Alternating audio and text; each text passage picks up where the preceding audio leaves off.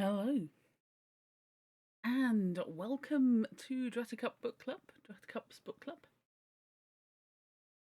As we reach the termination, the end of Five Children in It, which I shouldn't be saying in such a sinister way. So, welcome. um, Given some of the stuff that has happened in this series already, frankly, I am not going to be shocked if we end up with some kind of, I don't know, conspiracy followed by the police kicking the door in or something. So, bear in mind, standard warnings apply. This was written in 1904 and era appropriate attitudes and language throughout. So, we have just found out that Martha, person who looks after them, that's as far as I'm willing to go for her role, is going to be marrying the game master, whoops, the gamekeeper from the vicarage, who they met after, or she met rather, after the children flew onto the church roof and got stuck. So that's where we are with this. So we've just found out Martha was going to be leaving to get married. So I see no way that could possibly go wrong. I'm sure fictional marriages will always be fantastic, and they are never a scene of drama. So, The Last Wish, Chapter 11 and last. I take its audio is okay, it's looking fine on my end. And it appears to be coming through the correct microphone, which is a vague miracle. Thank you very much.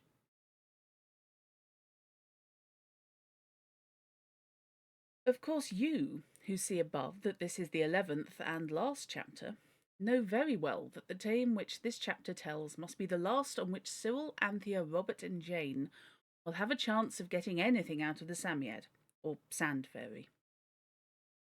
But the children themselves did not know this. They were full of rosy visions, and whereas on the other days they had often found it extremely difficult to think of anything really nice to wish for, their brains were now full of the most beautiful and sensible ideas. If Martha has managed these kids, she should be up for whatever the gamekeeper brings to the table. Yeah, he seems extremely sensible. From when he turned up, he seems like a very sensible man and didn't want to do awful things to the kids because he wasn't acting like they were some awful gang of criminals. So, fair play. I'm sure it'll be fine.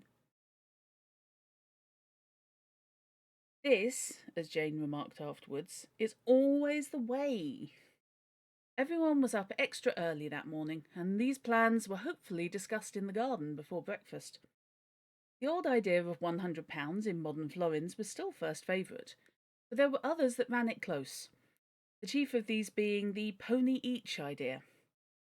This had a great advantage. You could wish for a pony each morning, during the morning, ride it all day, have it vanish at sunset, and wish it back again next day, which would be an economy of litter and stabling. But at breakfast, two things happened. First, there was a letter from Mother. Granny was better, and Mother and Father hoped to be home that very afternoon. A cheer arose.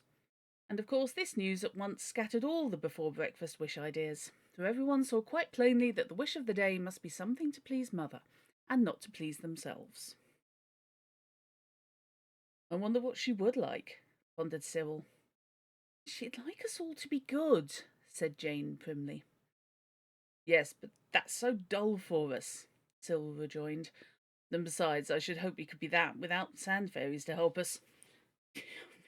Have you not read the rest of the book, Cyril? Good Lord. No, it must be something splendid that we couldn't possibly get without wishing for. Look out, said Anthea in a warning voice. Don't forget yesterday. Remember, we get our wishes now just wherever we happen to be when we say I wish. Don't let us don't let's let ourselves in for anything silly, today of all days. Father is more of a notional idea, Kate, than Mother is.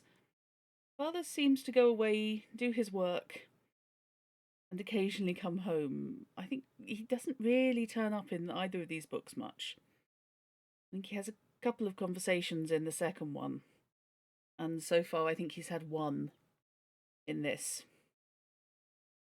I've come to the conclusion Father is actually a secret agent. He's off doing things in deepest, darkest Bavaria or something.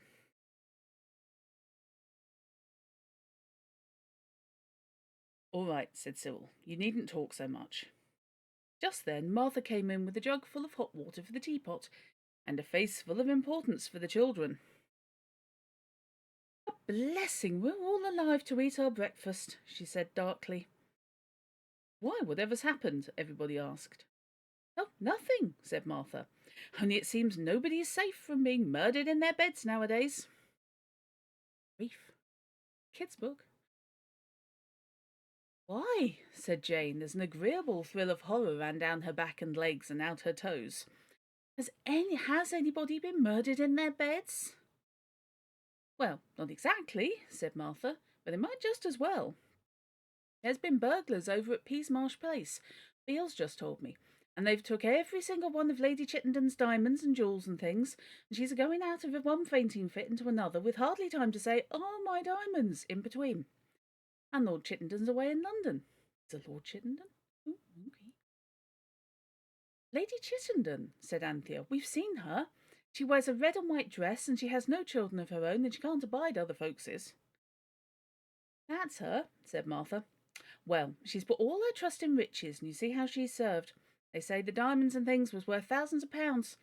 There was a necklace and a river, whatever that is, and no end of bracelets and a tiara, and ever so many rings. But there, I mustn't stand talking and all the place to clean before your ma comes home. I don't see why she should ever have had such lots of diamonds, said Anthea, when Martha flounced off. She was not at all a nice lady, I thought. Her mother hasn't any diamonds, and hardly any jewels. The topaz necklace and the sapphire ring Daddy gave her when they were engaged, and the garnet star and the little pearl brooch with great-grandpapa's hair in it. That's about all. When I'm grown up, I'll buy Mother no end of diamonds, said Robert, if she wants them. I shall make so much money exploring in Africa, I shan't know what to do with it. Wouldn't it be jolly, said Jane dreamily, if Mother could find all these lovely things, necklaces and rivers of diamonds and tiaras. Tiaras, said Cyril. Tiaras, then, and rings and everything in her room when she came home. I wish she would. The others gazed at her in horror. Well, she will, said Robert. You've wished, my good Jane, and our only chance now is to find the Psammead, and if it's in a good temper, it may take back the wish and give us another. If not, well, goodness knows what we're in for. The police, of course, and... Don't cry, silly, we'll stand by you. Father says we need never to be afraid if we don't do anything wrong and always speak the truth. Oh, my goodness. Oh, good Lord. Can we have a definition of don't do anything wrong? Because I've read the rest of this book. Occasionally, they do things that aren't wrong. Not maliciously. I don't think there's any evil in them.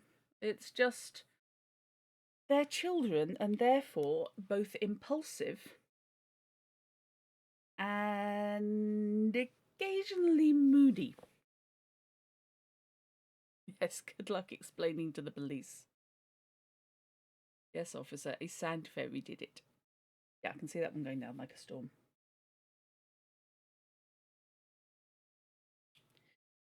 I mean, Jane, really.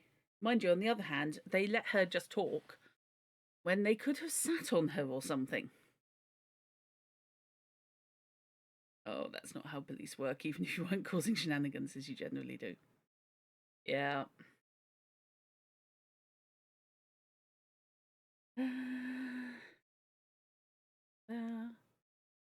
But Cyril and Anthea exchanged gloomy glances. They remembered how convincing the truth about the Psammead had been once before when told to the police. Yes, this isn't their first rodeo, of course. The incident with the sandpit full of money. They had a very unfortunate encounter and were marched off to the police because it was assumed they were thieves. It was a day of misfortunes. Of course, the Psammead could not be found, nor the jewels, though every one of the children searched the mother's room again and again. Of course, Robert said, we couldn't find them. It'll be Mother who'll do that. Perhaps she'll think they've been in the house for years and years and never know they're the stolen ones at all. Yes, said Cyril was very scornful. Then Mother will be receiver of stolen goods, and you know jolly well what that's worth then. Apologies for not directly responding to chat, by the way. But you guys aren't on stream. I will also say that. So feel free to go ahead. Another and exhaustive search of the sandpit failed to reveal the Psammead, so the children went back to the house slowly and sadly. I don't care, said Anthea stoutly. We'll tell Mother the truth, and she'll give back the jewels and make everything all right. You think so? Said Cyril slowly. You think she'll believe us? Could anyone believe about a Psammead unless they'd seen it? She'll think we're pretending, or else she'll think we're raving mad, and then we shall be sent to the madhouse. How would you like it? He turned suddenly on the miserable Jane. How would you like it to be shut up in an iron cage with bars and padded walls and nothing to do but stick straws in your hair all day? Very specific, Sybil. And listen to the howlings and ravings of the other maniacs. Make up your minds to it, all of you. It's no use telling Mother. But it's true, said Jane. Of course it is. But it's not true enough for grown-up people to believe it, said Anthea. Cyril's right. Let's put flowers in all the vases and try not to think about the diamonds. After all, everything's come right in the end all the other times. So they filled all the pots they could find with flowers, asters and zinnias, and loose-leaf late red roses from the wall of the stable yard, till the house was a perfect bower. And almost as soon as dinner was cleared away, Mother arrived and was clasped in 8 loving arms. It was very difficult indeed not to tell her all about the Psammead at once, because they got into the habit of telling her everything. But they did succeed in not telling. Anybody else counting the children just to check the right number of arms? Mother, on her side, had plenty to tell them. About Granny and Granny's pigeons and Auntie Emma's lame tame donkey. She was very delighted with the flowery boweriness of the house. I love that. And everything seemed so natural and pleasant now that she was home again, that the children almost thought they must have dreamed the Psammead. But when Mother moved towards the stairs to go up to her bedroom and take off her bonnet, the 8 arms clung around her just as if she had only 2 children, one the lamb and the other an octopus. Don't go up, Mummy darling, said Anthea. Let me take your things up for you. Oh, I will, said Cyril. We want you to come and look at the rose tree, said Robert. Oh, don't go up, said Jane helplessly. Nonsense, dears, said Mother briskly. I'm not such an old woman yet that I can't take my bonnet off in the proper place. Besides, I must wash these black hands of mine. So up she went, and the children, following her, exchanged glances of gloomy foreboding. If Mother's late enough, she won't find them. Oh, well. Yeah. Dinner being around midday for the children. So, unfortunately, it's early afternoon at best.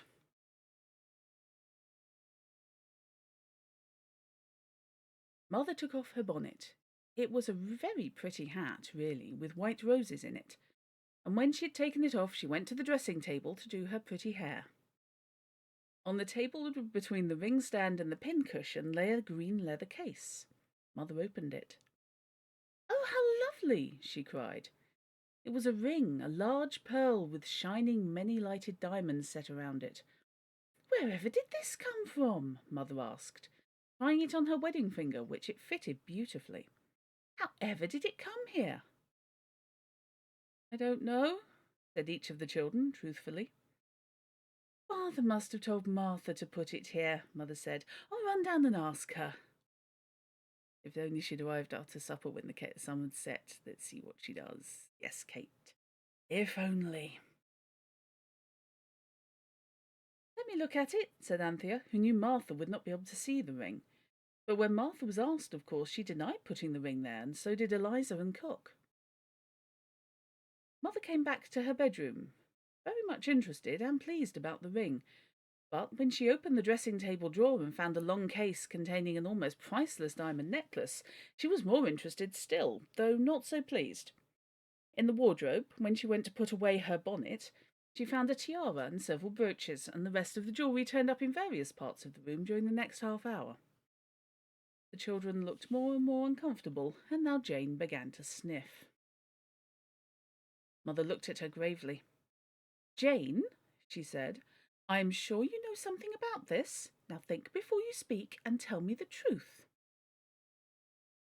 We found a fairy, said Jane obediently. No nonsense, please, said her mother sharply. Don't be silly, Jane, Cyril interrupted. Then he went on desperately. Look here, Mother, we've never seen the things before, but Lady Chittenden at Peasmarsh Place lost all her jewellery by wicked burglars last night. Could this possibly be it? All drew a deep breath. They were saved. But how could they have put it here, and why should they? Asked Mother, not unreasonably.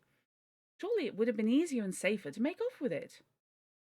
Suppose, said Cyril, they thought it better to wait for sunset, nightfall, I mean, before they went off with it.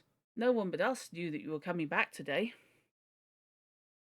I must send for the police at once, said Mother distractedly. Oh, I wish Daddy were here. Wouldn't it be better to wait till he does come? Asked Robert, knowing that his father would not be home before sunset. No, I can't wait a minute with all this on my mind, cried Mother. All this was the heap of jewel cases on the bed. They put them all in the wardrobe, and Mother locked it. Mother called Martha. Martha, she said, has any stranger been into my room since I've been away? Now answer me truthfully. No, Mum, asked Martha. Leastways, what I mean to say. She stopped. Come, said her mistress kindly. I see someone has. You must tell me at once. Don't be frightened. I'm sure you haven't done anything wrong. Martha burst into heavy sobs. I was going to give you a warning this very day, Mum, to leave but at the end of my month, so I was, on account of me being going to make a respectable young man happy. A gamekeeper he is by trade, Mum, and I couldn't deceive you by the name of Beale. And it's as true as I stand here, it was your coming home in such a hurry and no warning given. Out of the kindness of his heart it was. He said, Martha, my beauty, he says, which I ain't and never was, but you know how them men will go on. I can't see you were toiling and a-moiling and not having a helping hand, which mine is a strong arm, and it's yours, Martha, my dear, says he. And so he helped me a cleaning of the windows, but outside, Mum, the whole time of me in, I never said another breathing word. It's gospel truth. Were you with him the whole time? Asked her mistress. Him inside and me in, I was, said Martha, except for fetching up a fresh pail and leather that slut of an Eliza had hidden away behind the mangle. Usage of that term is to represent the lower ranked servant. Related to slattern, which again has a very negative connotation these days, but is basically just, messy and more likely to get dirty. She has the rougher job.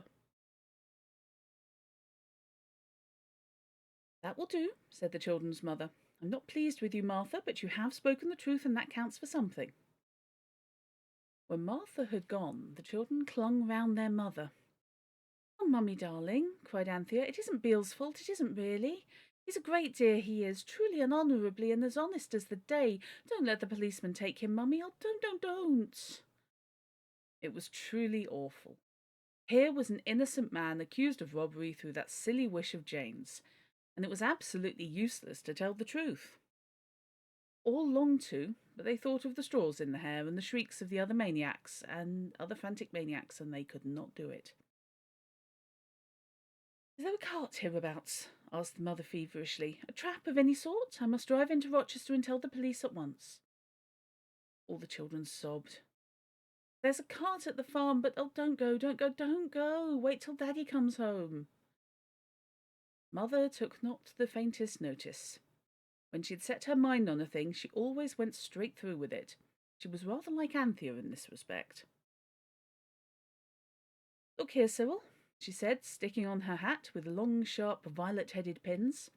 "I leave you in charge. Stay in the dressing room. You can pretend to be swimming boats in the bath or something. Say I gave you leave, but stay there with the door on the landing open. I've locked the other.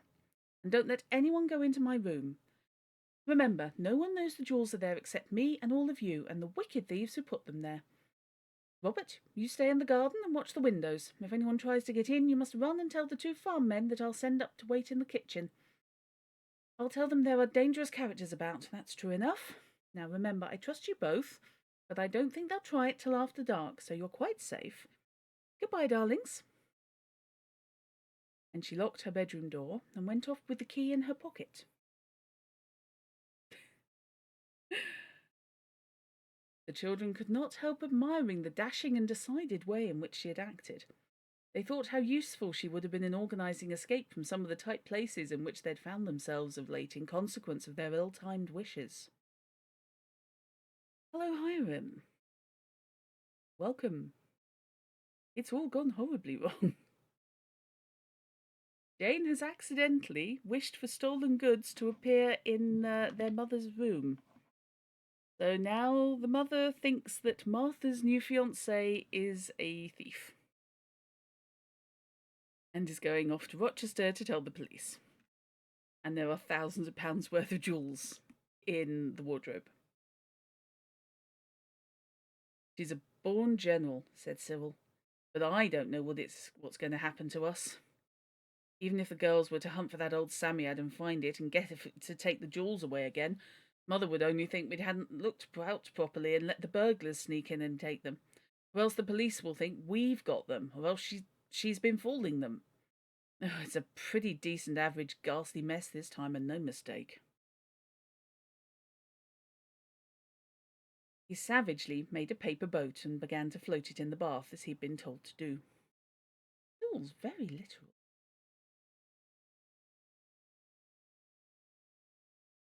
Robert went into the garden and sat down on the worn yellow grass with his miserable head between his helpless hands. Anthea and Jane whispered together in the passage downstairs where the coconut matting was, with the hole in it that you always caught your foot in if you were not careful. Martha's voice could be heard in the kitchen, grumbling loud and long. "It's simply quite too dreadfully awful," said Anthea. "How do you know all the diamonds are there too? If they aren't, the police will think Mother and Father have got them, and that they've only given up some of them for some kind of desperate blind. And they'll be put in prison, and we shall be branded outcasts, the children of felons, and it won't be at all nice for Mother and Father either," she added, by way of a candid afterthought. "But what can we do?" asked Jane. "Nothing. At least we might look for the Psammead again. It's a very, very hot day. He may have come out to warm that whisker of his." "He won't give us any more beastly wishes today," said Jane flatly. "He gets crosser and crosser every time we see him. I believe he hates having to give wishes." Anthea had been shaking her head gloomily. Now she stopped shaking it so suddenly that it really looked as though she were pricking up her ears. "What is it?" asked Jane. "Oh, have you thought of something?" "Our one chance!" cried Anthea dramatically. "The last lone forlorn hope. Come on." At a brisk trot she led the way to the sandpit. Oh, joy! There was the Psammead, basking in a golden sandy hollow and preening its whiskers happily in the glowing afternoon sun. The moment it saw them, it whisked round and began to burrow. It evidently preferred its own company to theirs, but Anthea was too quick for it. She caught it by its furry shoulders, gently but firmly, and held it. kids, all you can do is wait. Trials take days and there will be no evidence by then. This is true. Here, none of that, said the Samiad. Leave go of me, will you? But Anthea held him fast. Dear, kind, darling Samiad, she said breathlessly. Oh, yes, it's all very well, it said. You want another wish, I expect, but I can't keep on slaving from morning till night giving people their wishes. I must have some time to myself. Do you hate giving wishes? Asked Anthea gently, and her voice trembled with excitement. Of course I do, it said. Leave off of me or I'll bite. I really will, I mean it. Oh, well, if you choose to risk it. Anthea risked it and held on. Look here, she said, don't bite me. Listen to reason. If you'll only do what we want today, we'll never ask you for another wish as long as we live. Who else are you granting wishes to? Yeah, it's been a while. Samiad was much moved. I'd do anything, it said in a tearful voice. I'd almost burst myself to give you one wish after another as long as I held out. If you'd only never ask me to do it after today. If you knew how I hate to blow myself out with other people's wishes, and how frightened I am always that I shall strain a muscle or something, and then to wake up every morning and know you've got to do it. You don't know what it is. You don't know what it is. You don't. Its voice was cracked with emotion, and the last don't was a squeak. Well, yeah. Yeah. But I already did something today. Yes, poor thing. Anthea set it gently down on the sand. It's all over now, she said soothingly. We promise faithfully never to ask for another wish after today. Well, go ahead, said the Samiad. Let's get it over. How many can you do? I don't know, as long as I can hold out. Well, first I wish Lady Chittenden may find she's never lost her jewels. The Samiad blew itself out, collapsed, and said, Done. I wish, said Anthea more slowly, Mother mayn't get to the police. Done, said the creature, after the proper interval. Anthea, that's a bit of a hostage to fortune, that one. I wish, said Jane suddenly, Mother could forget about all about the diamonds. Done, said the Samiad, but its voice was weaker. Would you like to rest a little? Asked Anthea considerately. Yes, please, said the Samiad. And before we go any further, will you wish something for me? Can't you do wishes for yourself? Course not, it said. We were always expected to give each other our wishes, not that we had any to speak of in the good old Megatherium days. Just wish, will you, that you may never be able, any of you, to tell anyone a word about me. Why? Asked Jane. Why, don't you see, if you told grown-ups I should have no peace of my life. They'd get hold of me and they wouldn't wish silly things like you do, but real earnest things. And the scientific people would hit on some way of making things last after sunset as likely as not. And they'd ask for graduated income tax and old age pensions and manhood suffrage and free secondary education and dull things like that. And get them and keep them and the whole world would be turned topsy-turvy. Do wish it quick. That's fan. I love it. I absolutely adore that Nesbit put that in as you're looking at it and you're just thinking, well, yeah, that's just standard. That's just life. That's part of modern society. That's one of those are things that really help. Really help with a functioning democratic society. And it's losing things like that that really, really are painful and hinder things. And now I'm looking at that and I'm thinking, she wrote this when? Way before universal suffrage. But of course, yes, the suffragettes were out and about and doing their thing and had been for quite a while. I'm sorry, I love that. That paragraph is absolutely wonderful.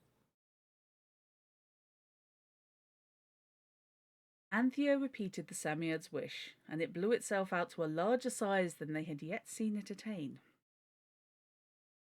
And now, it said as it collapsed, can I do anything more for you? Just one thing, and I think that clears everything up, doesn't it, Jane? I wish Martha to forget about the diamond ring, and Mother to forget about the keeper cleaning the windows. It's like the brass bottle, said Jane. Yes, I'm glad we read that, or I should never have thought of it.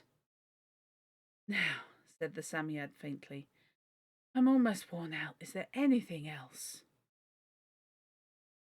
No, only thank you kindly for all you've done for us, and I hope you'll have a good long sleep, and I hope we'll see you again some day. That a wish? It said in a weak voice. Yes, please, said the two girls together. And then for the last time in this story, they saw the Psammead blow itself out and collapse suddenly. It nodded to them, blinked its long snail's eyes, burrowed and disappeared, scratching fiercely to the last, and the sand closed over it. I hope we've done right, said Jane. I'm sure we have, said Anthea. Come on home and tell the boys.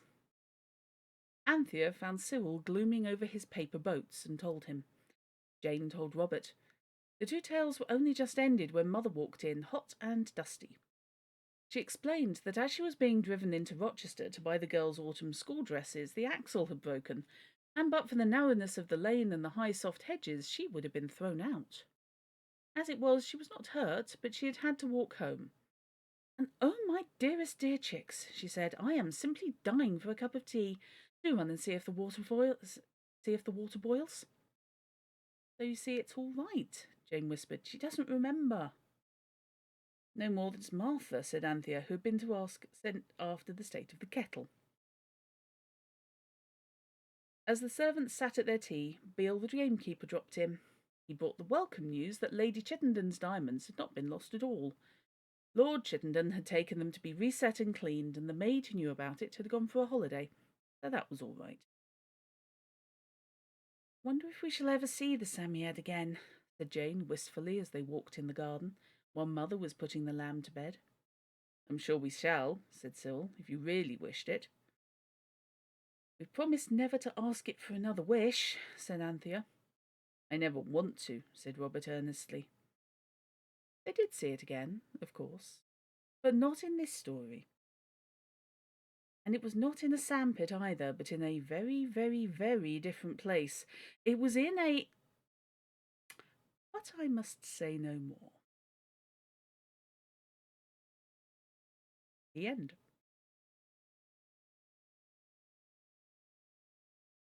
You wouldn't want hot tea if you've been walking home in summer, but you suppose they don't have iced tea. Not an issue of not having iced tea. It's British. you have a hot cup of tea. If you're overheated, you have a hot cup of tea, which actually does work because it's like having a hot shower when you're overheating. It helps reset your core temperature. But yes, stress, cup of tea. War breaking out, cup of tea.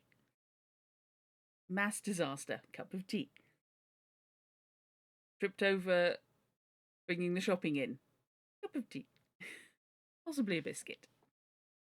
But yeah, that's actually a really, really common thing, and it's one of those.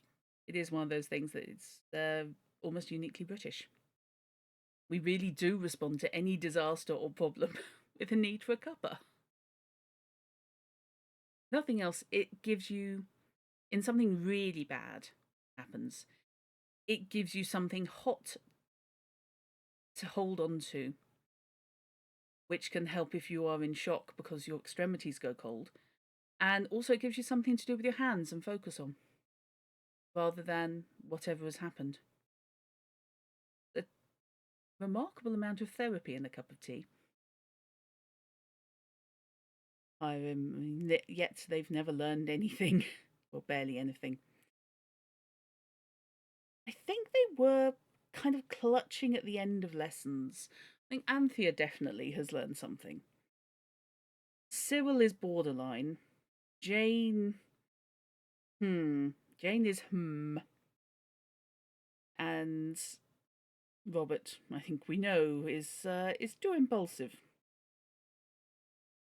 He solves all ills. Indeedy, fish. Moliere, there's research that shows holding something warm does help soothe people. Yeah. And if it's round, even better. Cup of tea, bowl of soup, mug of cocoa. Yeah. You've got the advantage there. Tea takes 5 minutes. And also, especially these days, is cheap as chips. So it's something that anyone can do. And if it goes cold and it gets ignored, it's not like you've lost much, you know. And in the meantime, even just having it there is comforting, and it's a chunk of normality. It is a psychological crutch, psychological support that hydrates you, provides a bit of caffeine, and yeah, it's just comforting. Sound of kettle coming to the boil is incredibly soothing. That would depend, I think. A normal I say normal, an electric kettle on a rolling boil is nice. Kettle whistling can go away, as far as I'm concerned. It's too high pitched and painful. So, I hope you've enjoyed that. He's dead cheap and only cost you a ton of opium and your reputation on the international scene. Yeah, but those are all upfront costs, fish. You know, they've all been paid anyway, so you're into a sunk cost fallacy.